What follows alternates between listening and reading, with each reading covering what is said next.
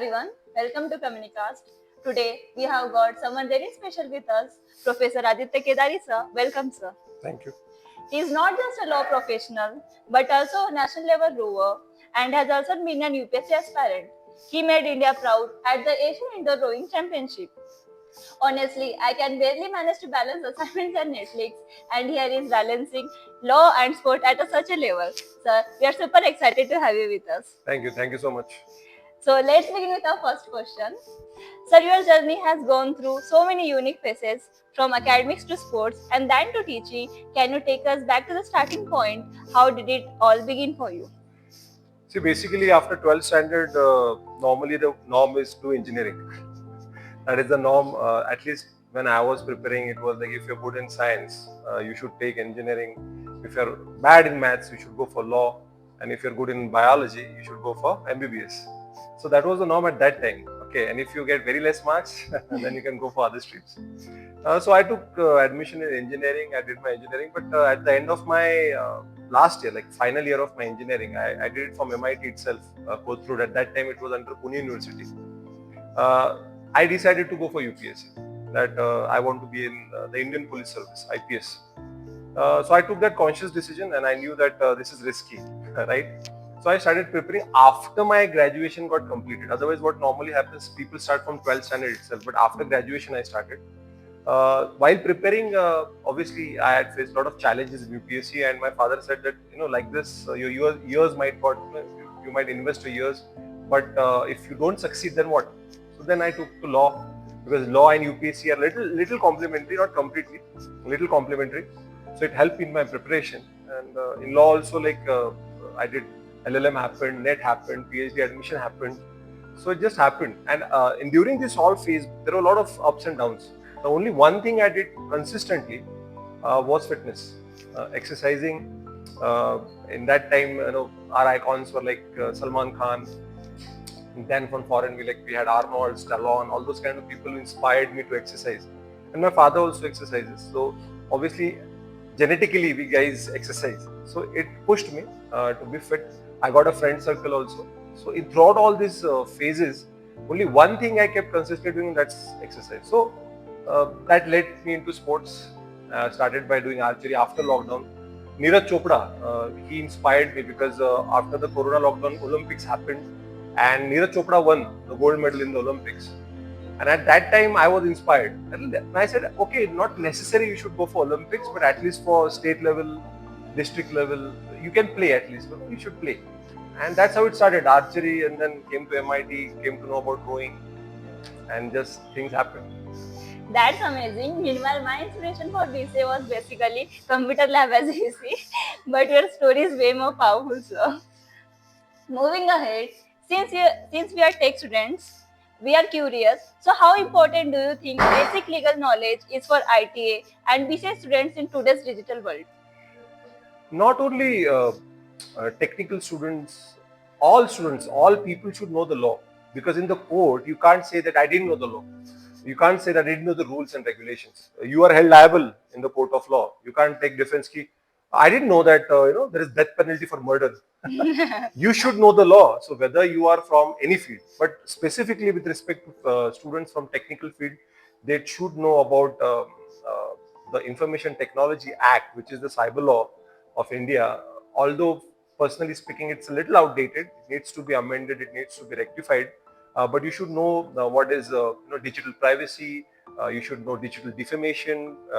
Nowadays, even now, Bharatiya Nyaya Sanhita has been passed, where number of online crimes have been included in the Bharatiya Nyaya Sanhita, which is the new criminal law, because it has replaced Indian Penal Code. So new laws, they should know about this, the safety, the precautions. People are using nowadays Instagram, Facebook, and WhatsApp and Gmail. You all have accounts everywhere, but actually nobody knows that they are not the owners of these accounts. They are just users. If tomorrow these companies say we are going to shut it down, you can't do anything. And people have invested in Instagram and on YouTube channel to increase the followers and subscribers. And tomorrow something happens, you'll have to file a case in America, because the jurisdiction authority to conclude the dispute is in America, not in India. So, आप एक account के लिए you will not go to America. What will you do? You'll find another platform like TikTok stopped.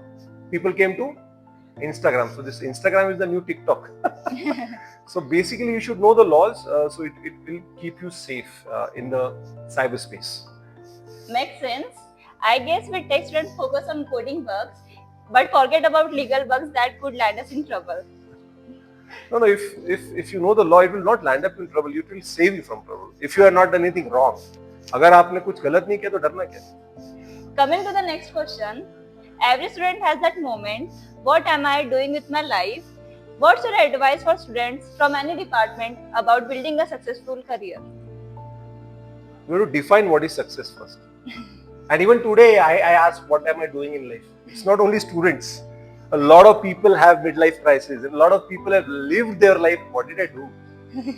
It's not a matter of students, but yes, because students are the ones who are building up their careers, right? So they're thinking about what should I do, how should I become, rich or famous or successful, different terminologies. But at the end of the day, I should live a good life. I should live a happy life. So how do you define success? That's very important. So basically, your goal should be clear. Lot of students, lot of people don't have a goal. Do graduation, get a job, start living your life. Get married, not married, not that's a optional thing.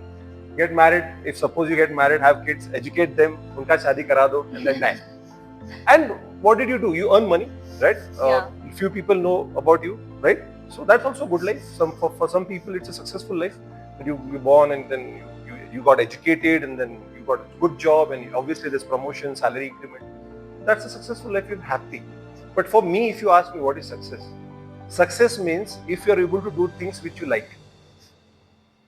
If I'm able to exercise, doing all my job and all my professional and taking care of my family, my father, my sister, my overall responsibilities, and still I'm getting time to do things which I love. Like it can be like as simple as watching a movie, or going out for a trip, or exercising, or just going out for a jog. That is success for me, because if you are not able to do things which you like now, then there is frustration, stress, there is anxiety, all these problems which are rising because what is happening is people are comparing their lives to social media. And why it is not perfect? Life is not perfect. Life is a puzzle. Don't need to solve it. It will get solved at the end of your life. Arre Baba, this was my life. So this question always comes, your goal should be very well defined and you should work towards your goal. Some students said, okay, I want to become IPS. I want to become a software engineer. I want to become this and that. But they think, but they don't do anything. They only keep thinking and they think they're serious. Thinking seriously and acting on your thinking are completely different things. Otherwise, you are stressed out, not because of working, because of thinking.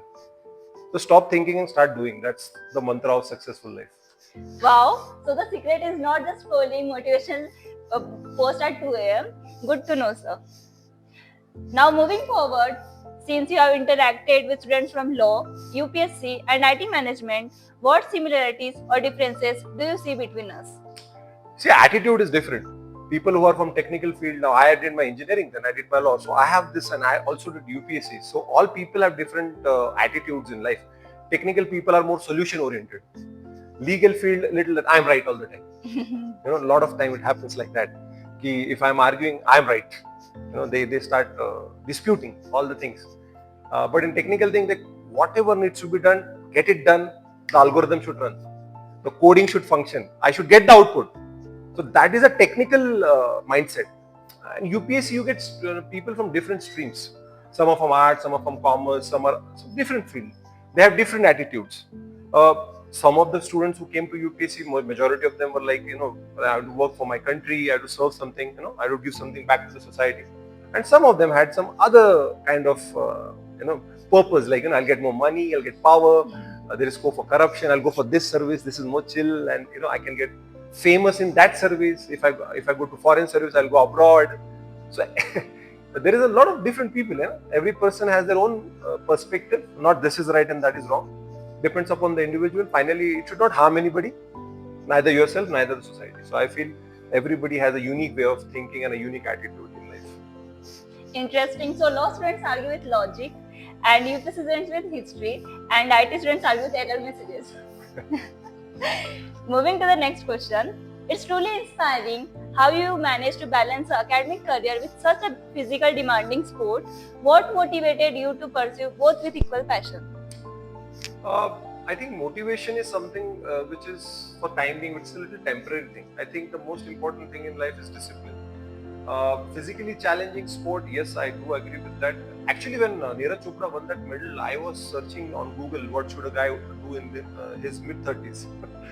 Because I can't be a javelin thrower. Obviously, at that age, at my age, people retire. So I said no, no. Again, another important aspect was like where from which I can get proper coaching, you know, and something a sport which I can play.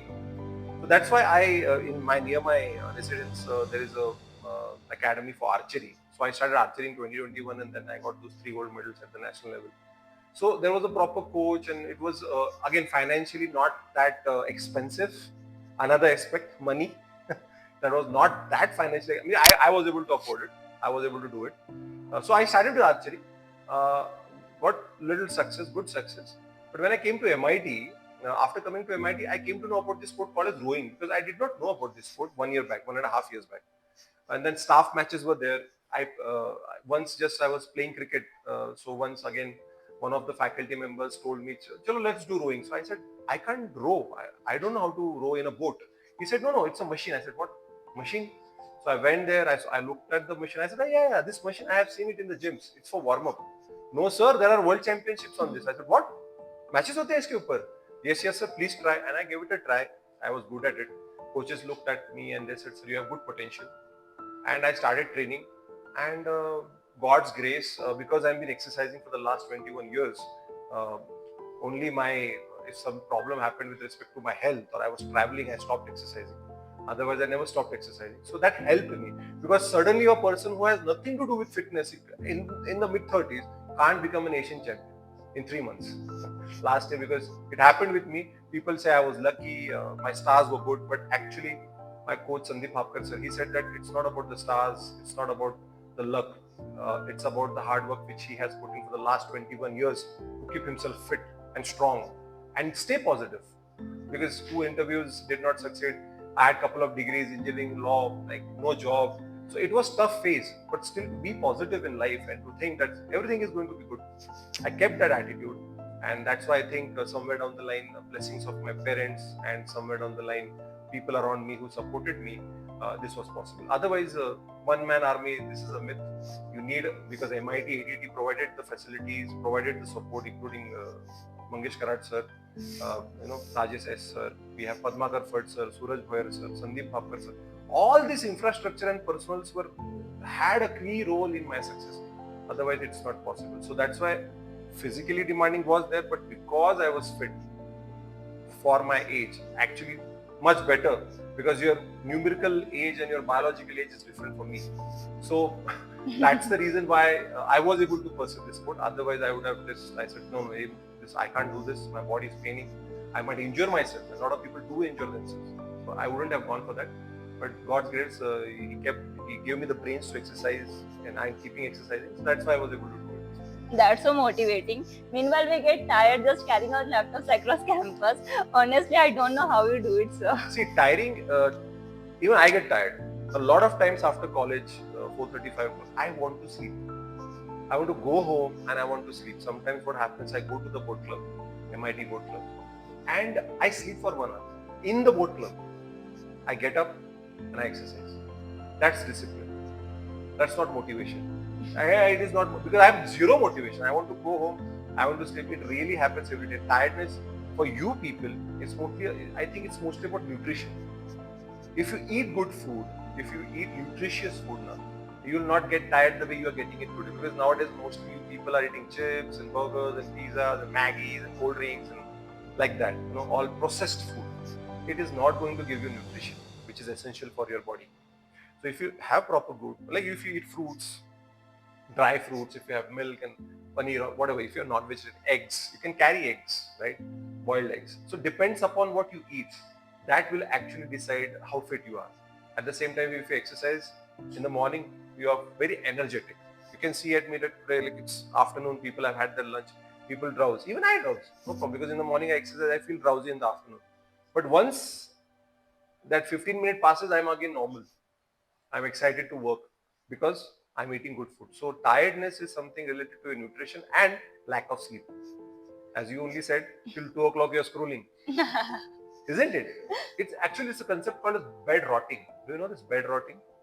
Bed rotting. You're just lying on the bed and you're just scrolling. You're doing nothing. You're just doing nothing. It's zero output. Nothing. कुछ नहीं हो रहा है कि आपको कुछ knowledge मिल रहा है कि आपकी fitness improve हो रही है. The only thing what is happening is lack of sleep increases your stress hormone, that is cortisol, and that leads to tiredness.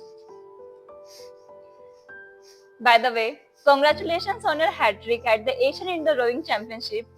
Can you walk us through that experience, sir? This year was different.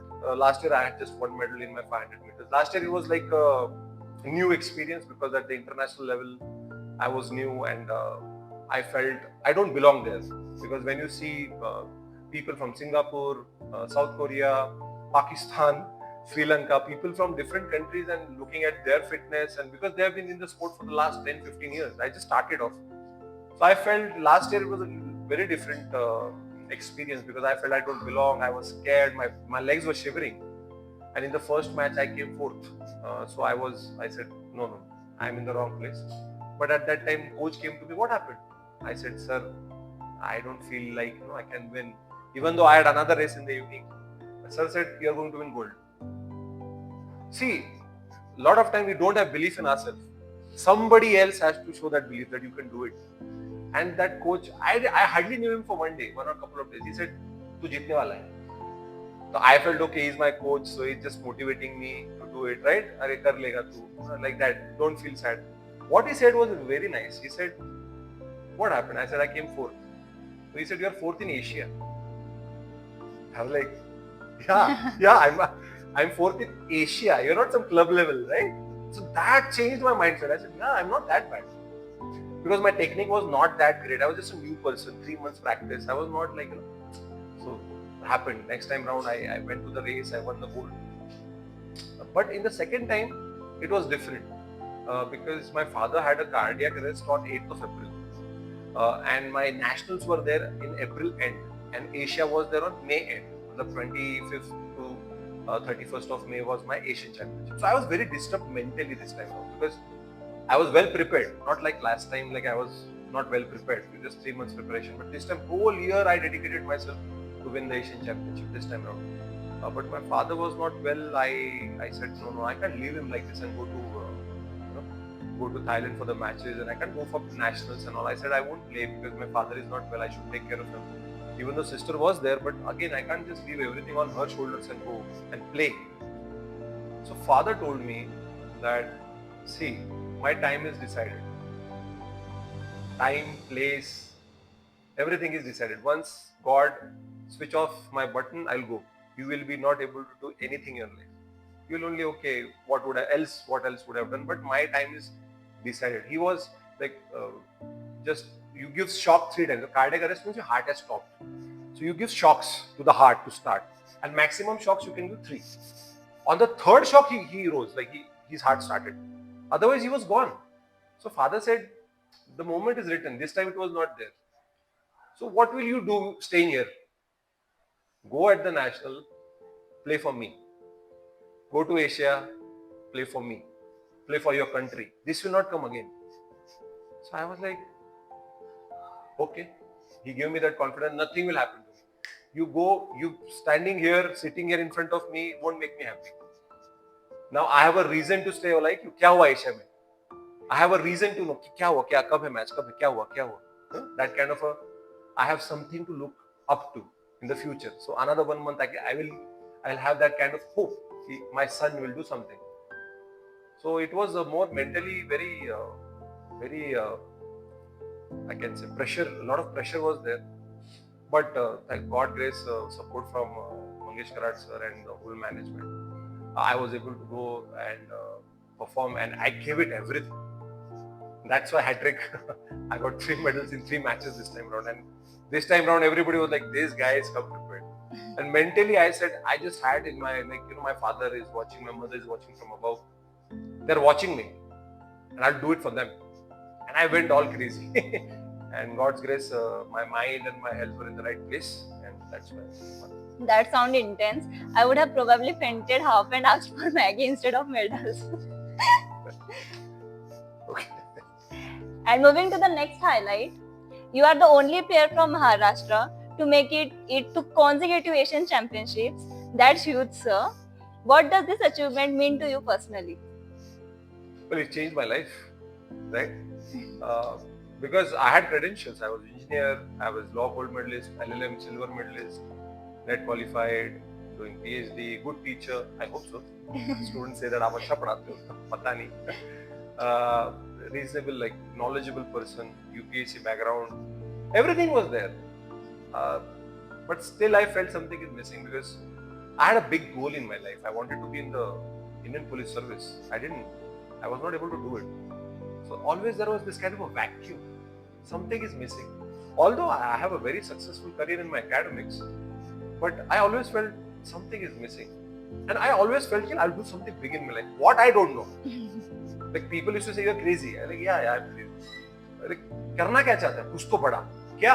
पता नहीं. So that's why I even tried acting. I have acted in 3 Marathi dramas. I had performed in Bal Gandharva, Yashwantrao Natyagruha. So I tried acting also. I didn't try whatever you feel like you should try. I tried that also. So when I won it for the first time, I realized okay, when I was in Malaysia in 2024, I said okay, I won this. It's a competition. I felt nice about myself. I feel calm because such a lot of expectations from MIT, ADT University, from my family, friends, and when you are able to perform, even if it was a bronze, it still you feel like okay, I have something to show when I go back. This is my hard work, but it was a gold medal. So what happened was I started, see, everybody loves you. Everybody likes you. Everybody loves you. People who care about you. But to see respect in your father's eyes, he started to look at me very differently. He started respecting me. No, this is my son. So that kind of feeling, the whole world is saying you're the best and you're a gold medalist. Everybody is saying congratulations. But when your father says this, that my son is an Asian champion, calling his friends and his colleagues and all, and saying my son is an Asian champion. So that feeling was very different when I saw respect at the same time happiness, the tears of happiness from my father's eyes. I saw it for the first time because of me. My father, my sister, my friends are happy and at the same time proud. He's my friend. Are wo Asian champion hai, pata hai? So I was like, whoa, this is something different. People, the way people look at you, it changes. People perception about you changes. This person is a hardworking person. So what happens sometimes, even if I go wrong somewhere, ठीक है, संभाल लेंगे. So that change I saw from everybody. That okay, this guy, he has achieved something big, अच्छी बात है. But yeah, the biggest change was my father specifically, and I really sometimes I miss my mother because if she was there today, she would have cried like my son. Because when you're preparing for UPSC, you have such a big goal, you are not able to achieve it. More than me, it's more than you. It's your parents who feel like my kid deserves this. हमारे से ज़्यादा हमारे माता पिता को लगता है कि my kid should be able to get success in his or her life. So in this way, I got a little success because पैसे सब कमा लेते हैं, नाम बहुत कम लोग कमाते हैं. Yeah. So पैसे कमाओ, but whenever there is an opportunity, do something which will give you a little fame also. It's nice. That's truly incredible. I'm sure even our listeners can feel the sense of pride right along with us, sir. Moving, let's head towards some advice. What advice would you give to young professionals who dream of pursuing sports while managing their studies or career? See, career is important, right? If I am mentally calm because I have a job in MIT ADT University, and I know my do work ki roti is done. Like, survival is not my concern. I can survive. The first and foremost is survival, right? After first stage is done, then you see for growth, right? Another important aspect is how do you look at sports? Is it for entertainment? Is it for fitness? Or do you want to play it professionally at hardcore? Like, you have to go all out. Because in India, still today, sports is not something which you can only rely on for your future. Because there are a lot of players, athletes who have been working hard for last 10-15 years, but they are still struggling. Because that is not something which is going to bring a lot of money in your home.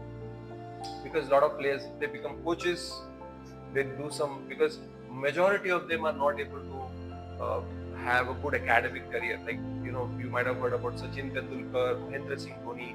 After coming into the team, they did their graduation, right? That's not possible for all the players. This is not possible for everybody. You can't just rely on sports. So how important you do to sports? At the same time, how much your career allows you. If you have a job, like for example, IT sector, right? 9 to 5 job. But I have seen people working till 9 to 9, sometimes 9 to 8, 9 to 7, traveling. You have a lot of traveling to go. So how will you manage? That's not possible. So most of the time people sacrifice the sports part because that is not going to bring money into your household. It's not a primary source of livelihood. So mine, I am lucky. God has given me this chance, and because of MIT ADT University's infrastructure. Otherwise, not many people get a second chance in their life, specifically in their mid-30s. Very difficult. So for my perception is, you know, be fit, play your sports, and be ready whenever opportunity arises. Now, you should not say, "Arey, no, this happened, that happened," because champions train, losers complain. So don't complain or don't give excuses because of my this, because of my that. A lot of times I see students, like, if they get less marks or if they fail, I was not well, my family had a problem. Did you stop eating? Did you stop watching reels on your Instagram? Did you just, like, no? You kept eating, you kept sleeping, you kept watching Instagram, even though there were problems in your family or your health. So sports, if it's important in your life, you will take out time. A lot of people say, I don't have time. Time is never there. You have to invest. You have to take out your time and you have to change your priorities. And accordingly, you can focus on both. But up to what extent, it's a personal choice. That's what I feel. Wow, that's motivating. So basically, no more I don't have time excuse until it's a Monday morning class. To wrap up on a high note, how do you see universities like MIT ADT supporting sports and fitness for students and faculty? Well, throughout my interview, I told you that it is only because of MIT ADT University's infrastructure. Because in MIT, we have various sports, 17 to 19 different sports are there, and for every sport there is a coach, right? We have equipment. Uh, it's up to the students to utilize them. I am the staff member. I am a staff. I'm not a student, right? And I am able to, because from your age, from being a student, I was into sports and fitness. For me, it was like, oh my god, there's a big ground and there's such a lot of gym and all equipment. So I was like, I can use this, right? So I started using it because for us, for sport, because I'm also my law department's sports coordinator. For us, it is free. So we go and we work out, we play, and that's why I'm here. I don't know how many universities have such a lot of infrastructure. Mostly it is cricket. आ जाओ आप देखो, there is cricket or there might be basketball or volleyball. Some little 3-4 sports are there. Tennis might be there. Some if you go for some very high-ranking universities. But MIT ADT University has such a lot of facilities for so many sports like Kho-Kho, water polo, kabaddi, football, hockey, cricket, like you name it. Archery means like not many institutes which are having such a lot of facilities with good coaches. And if ultimately all infrastructure is there, personnel are there, but if you are not willing, from internally you are not motivated and disciplined, this is of no use. And MIT ADT University is one of those having that kind of a vision in sports, through sports. They say that through sports, nation building, because sports bring people together irrespective of caste, religion, right? So MIT ADT University, headed by Dr. Professor Mangesh Karat sir, has this vision. And if suppose in 2036 Olympics, which are going to happen in India, even one MITian is going to get represented there, it's a big thing for MIT. So that's a vision we have. Let's hope. And obviously, the rowing, specifically rowing, MIT ADT has been made the Khelo India Center for rowing. I don't know how many people know about it, but we have been made that Khelo India Center for rowing specifically. So obviously, a lot of medalists have been there from rowing, and myself being an Asian medalist really helped to push the government to make us a Khelo India Center for rowing. So MIT ADT has a big role to promote sports for not only our students but overall nation building. That's really cool. Honestly, most of us just use the gym studio for the Instagram stories. But good to know serious athletes get real support. Thank you so much, sir, for being with us. Your journey shows that if you have discipline and passion, you can balance both brain and brawn, law books and rowing oars. We wish you many more victories ahead, sir. Thank you. Thank you so much. And to all our listeners, don't forget to chase your goals no matter how big or small it is. Thank you.